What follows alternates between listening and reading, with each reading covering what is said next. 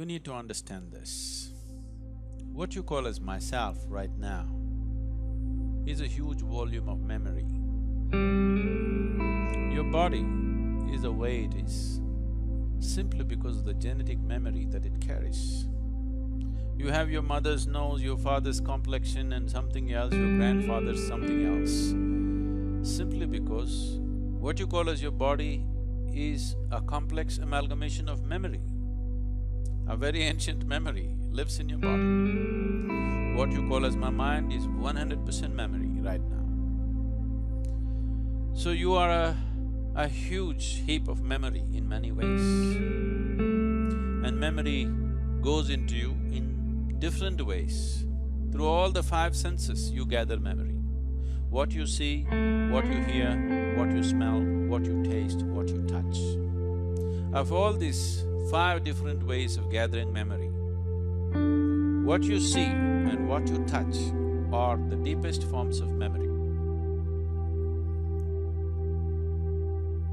Especially what you touch creates a certain level of memory in the system. So when you say a spouse, you have touched, and there is a certain level of memory. Now, your divorce means in some way you're trying to rip that memory off. And that's not going to be easy for various reasons. But at the same time, the very fact that you're going through your divorce means you want to be finished with that memory in some way. Maybe not erase that memory, but someone who was a spouse, someone who was in many ways a part of your life, slowly, for whatever reason, you have begun to experience them as a baggage that you're unwilling to carry. So, you want to keep the baggage aside, but you find the baggage is not something that you voluntarily carry, it is something that compulsively sticks to you. So when whatever sticks to you compulsively, if you try to rip it off, there will be pain. See if you can get rid of your mother from your system. You will see it's impossible. So similarly, memory has built up about your spouse, you can't just get rid of it just like that.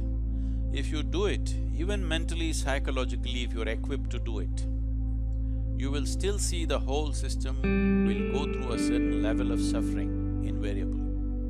Even if emotionally, psychologically you're in a balanced state that you can deal with it, the system will go through a certain process. You will see that especially when you are taken away from your spouse, either through divorce or death, you will see the memory within your system plays up much more strongly when they're not here. Particularly when death happens, you will see the memory of your spouse works in every cell in your body, if you have lived long enough together. It is not just an emotional and psychological process, it is a very physical process. So divorce is a voluntary death. You have decided to kill something that is a part of you in some way. It is because of this reason that having this understanding of the existence and the way the system functions, that they always told you, till death do you apart, you will not part. Because there is a physical memory about this, and the body doesn't have the balance of the mind. The mind can decide and turn around, but the body cannot turn around. The more memory you build into it, the more confused it becomes. So one type of memory, body handles it much better. Now that you've chosen to divorce for whatever reasons, which I don't want to delve into, if it could be avoided, that would be best.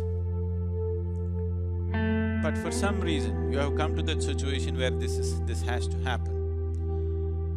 You need to understand this, that divorce essentially means you have chosen to kill something which is a part of you. because what you call as myself is just a certain volume of memory. Now, to how to conduct this gracefully. Most people think the best way to conduct a divorce is immediately jump into another relationship and another relationship of the same kind. No, you will cause much more struggle and turmoil within the system by doing that. It's extremely important the body has enough time to work out the memory. The body has enough time to keep the memory at a certain distance. Otherwise, you will render yourself to a space where to make yourself peaceful and joyful will become an extremely hard thing to do in your life. So conducting this process gracefully and well is important, as it is important to conduct every aspect of your life gracefully and well.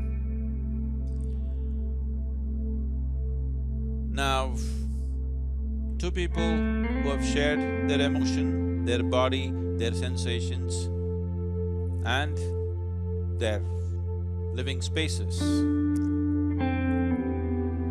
Ripping it apart is because two memories have merged in many ways. Ripping it apart is almost like tearing yourself apart. Even though you might have begun to almost come to a place where you can't stand the person anymore, still it hurts. Simply because you are trying to rip out a memory which is you, because you are a bundle of memory. If one does the necessary spiritual sadhana, if one does sufficient inner work to establish these energies, which is yourself, you're only divorcing your spouse, you need not divorce yourself. But you need to understand this, you have already divorced yourself, you're quite divorced from your own self.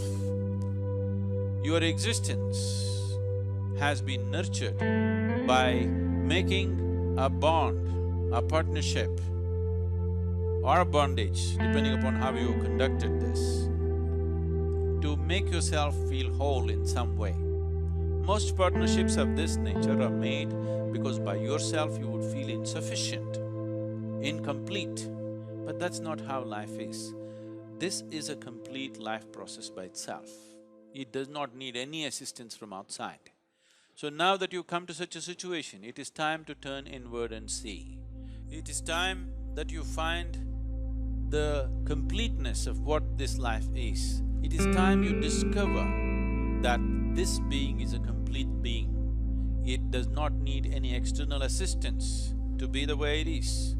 To conduct our life in a society, we are interdependent, but the fundamental existence of this, the balance of what this is, the space of what this is, the possibility of what this is a complete process by itself. Our interdependence is only according to our external requirements, but our inner existence is complete by itself. You are divorcing your spouse, which is bad enough. Do not divorce yourself from yourself.